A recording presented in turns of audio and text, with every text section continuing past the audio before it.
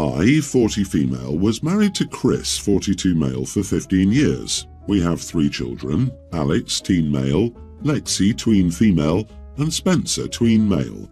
I filed for divorce 2 years ago because Chris is obsessed with moving to a warmer climate. During COVID, he began working from home, and by the end of the year, his company decided to give up office space, and now he had the opportunity to live anywhere. Years ago, we agreed that we would move when we retired. Unfortunately, he became obsessed with this idea, and I refused to entertain it until our kids were done with school and I could get my pension. We tried therapy, but he would not compromise like buying a vacation home. It was full-time in the warm location or nothing. Finally, it got bad enough that it was the only thing he ever focused on. It absolutely destroyed our marriage, and the resentment is strong. He was confident he would get custody of our kids because he makes a significant amount more than me and his family is pretty wealthy. He was also sure that Alex would want to move with him because he loves the place my ex wants to move to and plans to attend college in that state. He knows I would never be far from any of my kids and hoped to divide and conquer, and that would force me to go too. My ex was pretty much laughed out of court by the judge and told he could not uproot his children because he wants to live in warmer weather. He wanted custody, but the court looked at the children's best interest and we were ultimately awarded joint legal custody. Now he has to work it out with me since he needs my approval to take the kids, which will never happen. He's tried to pressure Alex, but to our surprise, Alex is not interested in his father's bribes. He went as far as buying a house there and met a local woman about 6 months after we filed. She's pressuring him to move full-time. He can only afford a 1-bedroom apartment in our hometown right now. Our kids don't want to go with him because they have to sleep on an air mattress and pull-out bed and it's uncomfortable. The best scenario is for our kids to have 2 homes that are comfortable and close by, and I'm very aware of this but still believe it should be in our home state. He wanted to meet for dinner the other night and I agreed. He presented me with a new plan to move, including a brand new home for me, and offered me more alimony than I was awarded, basically the rent he currently pays for the apartment. Additionally, he offered an in-law suite or apartment for my mom to stay in or move with us. What he presented was better than any scenario he presented when we were married. I could have a much more comfortable life if I agreed to these terms. They would be legally binding, but I still shut it down because this is the reason we got divorced. He's arguing that I'm ruining his life, and I think he did that all by himself. He thinks I'm being vindictive and that an outside opinion might be helpful. So, am I the idiot for refusing to move? Edit. My youngest child has a learning disability and is thriving in his current placement, and I do not want to remove him from his school and teacher. Not the idiot. How could a partner be so focused on living somewhere that he's willing to give up his marriage and his children? This guy is nuts and has his priorities backward. But I bet he met someone there a long time before the divorce. That is the only way it makes sense. I don't think so. There's a really good chance that the local woman is a rebound or is going to ruin him worse when she files. I am so sorry, OP. He destroyed his family over a personal obsession and I bet his kids know it. I bet they know this has nothing to do with acting in their best interest. It's just a selfish desire. He thought he'd win custody because he makes more money. Turns out the court didn't like uprooting your children so Dad can work on his tan.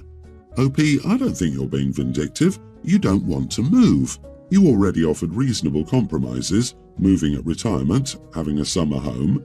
He was the one where it's all or nothing. He's missing the point completely. This isn't about money, you being spiteful or vindictive or wanting anything from him. This is about the fact that you have a life where you are. He doesn't see you or the kids as whole humans, just as accessories to be dragged along to wherever he wants to be. Yeah, dude's lost his damn mind. He's met someone there but wants to move his ex-wife down and ex-mother-in-law down because he couldn't buy his kids off to force your hand. He sounds like he's had a serious mental break and he's fixating on one thing. He needs to get his priorities straight. He's not the center of the universe. You all do not need to revolve around him like the sun. Here's some background information on the problem. I, 25 female, hosted dinner a few weeks ago at my place. Everyone was having fun and the topic of moving out and charging your adult children rent came up. I'm not American, and if I'm being honest, I didn't even know this was a common thing. I told my friends that in Brazil this would be looked down upon and that I didn't know a single person who paid rent to their parents. I have 3 grown sisters who live at home and no one pays a cent. I finished my speech by saying that it's fine if they disagree with me, but I personally would never charge my children rent if I wasn't struggling.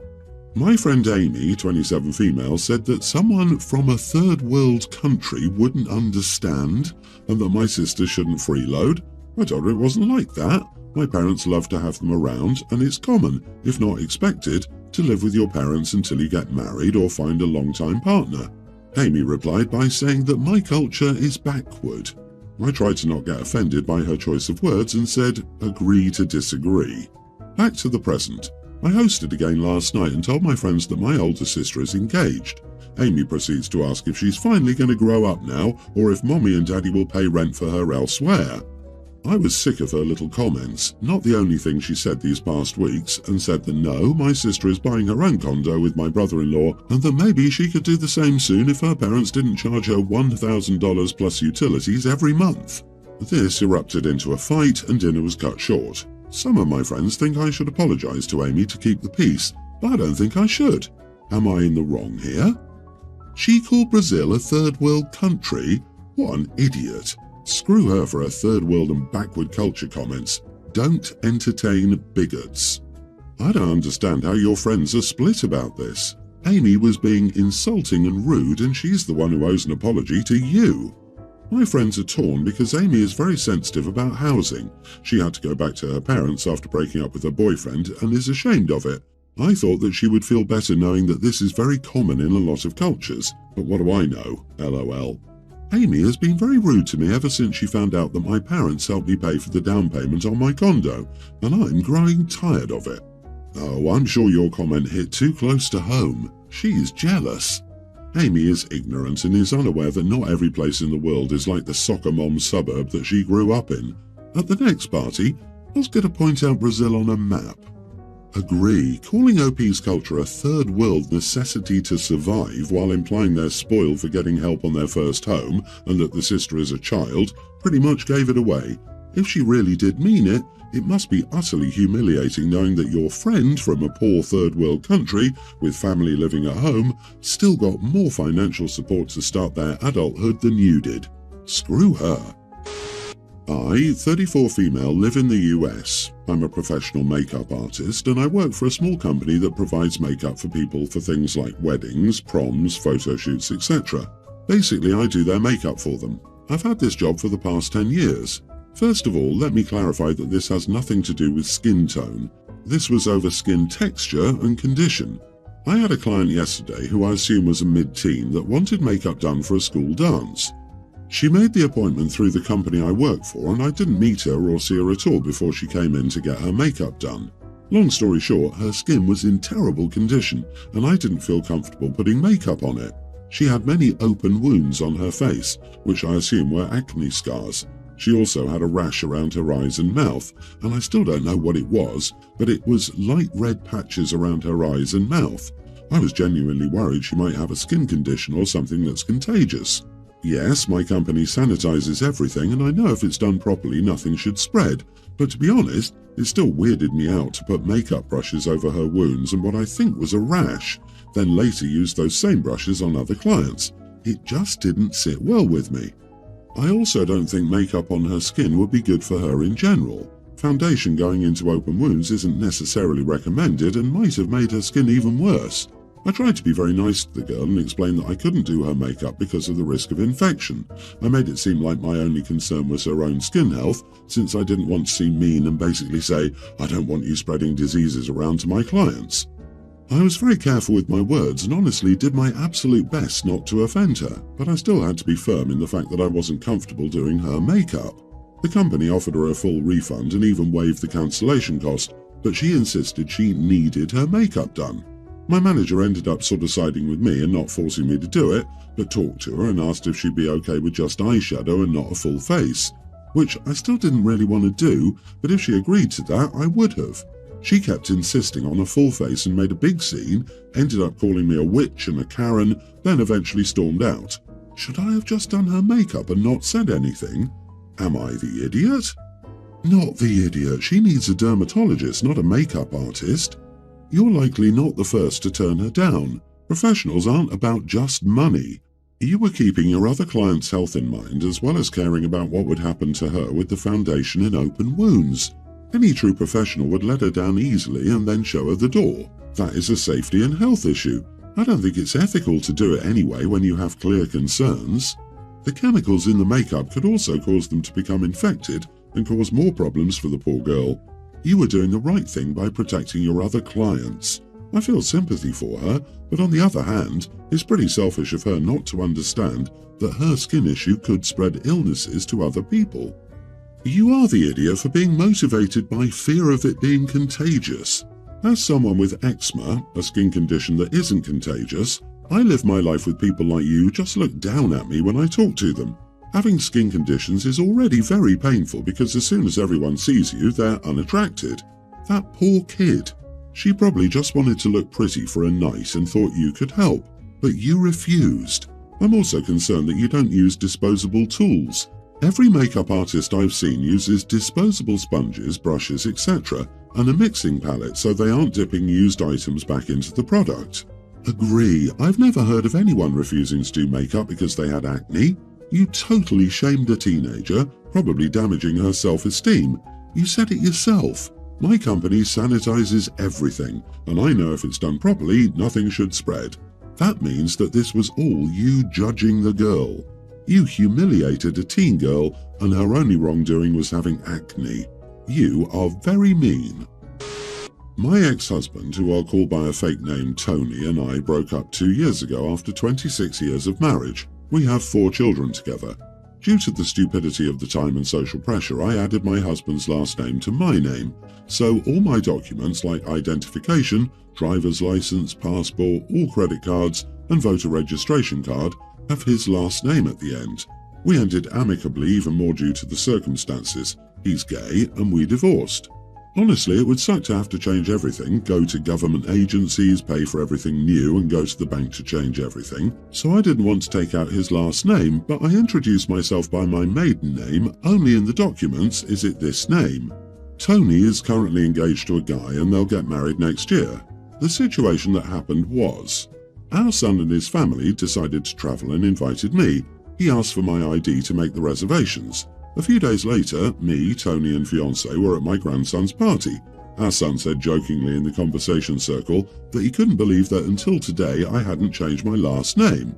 I laughed, saying that I was too lazy to rush to change everything that had this name on it. Tony started to ask if I really hadn't changed my name if I didn't think that being engaged to someone else wasn't the best time to change it, and he insisted that it was weird of me. I just replied, unless you go in my place, spend hours and hours in line and pay hundreds for it, I wouldn't do it in the near future. We stopped talking and the party flowed smoothly. Later, he called me and said I was acting weird and a jerk by refusing to change the name, which he said was uncomfortable. I asked our son and he said he understands my side of not wanting to do this, but he understands Tony's side of being uncomfortable with his ex using his last name after the divorce. So I asked for an outside opinion. Am I the idiot? It's not like I never planned to change it, I just don't want to go through it right now. If having his ex share a last name with him bothers him that much, then maybe he should take his fiancée's name after they marry. You are not the idiot, OP. After 26 years and 4 children, this is your legal name as much as it is his. Totally agree with this. Don't let anyone pressure you or make you feel guilty about this. It's absurd. You were married to the guy for 2.5 decades and have 4 children together. It's already a pain to change the name without all those things. Good grief, of all the things to be mad about. It is normal to not change their last name after a divorce. I know women who have gotten remarried and didn't change their name even then because they wanted the same name as their children. And Tony is an idiot. The name change is part of the final divorce decree, so when was the time for him to speak up if he wasn't comfortable with OP keeping the name? No one gets to tell you when or why to change now. My husband and I have been living off mostly frozen meals and takeout for the last few years, but as a New Year's resolution we wanted to start making more home-cooked meals. This was his idea, and I was all for it. We planned a big meal to kick it off with a roasted chicken and lots of sides we could save and eat throughout the week. The day before, I prepped a bunch of veggies for sides and the spices the day before. I grew them but have never really used them for cooking. The day to cook everything came, and he said he wanted to go hang out with his friends, which which was fine, but I asked that he be back by a certain time so we could start making dinner together. That time came and went, and I started cooking the chicken, but asked him to be back to help with the sides. Again, that didn't happen, and by the time everything was done, he was still out drinking with buddies, and when I called, somewhat angry, he hung up on me. I took all the food and threw it into the dumpster. I know it was a waste of perfectly good food, and I'm wrong for that, but I was so mad that this thing we were supposed to be doing together was just me cooking while he went out and got drunk with friends. He thinks I'm the idiot for throwing everything out in anger. My reasoning is that he wanted to start home cooking meals, but then bailed the second I asked him to help. Am I the idiot? Not the idiot. Did he actually just expect to come home to a fully cooked meal after you planned to do it together, and he bailed to go drinking, then hung up on you? What a loser. Given my temperament, that man is lucky OP threw the meal out, rather than putting it all on the front step for his intoxicated self and the local raccoons to find, and changing the locks. Everyone's the idiot. I totally get your anger, but that was such a waste of food. I would have cooked it, sat down and had myself a nice meal without him, not called to tell him it was done, and when done, cleaned up, put the food away, and then if he asked, tell him he's welcome to make himself a plate. I would have not wasted the food and wouldn't have given him the satisfaction of making me angry. I don't know. People are getting very precious about food for one meal. She didn't throw out the entire fridge. I bet the sight of it nauseated her completely. It's not food after that, it symbolises betrayal and disappointment. This behaviour of his might be a pattern, and it's likely a relationship-ending situation.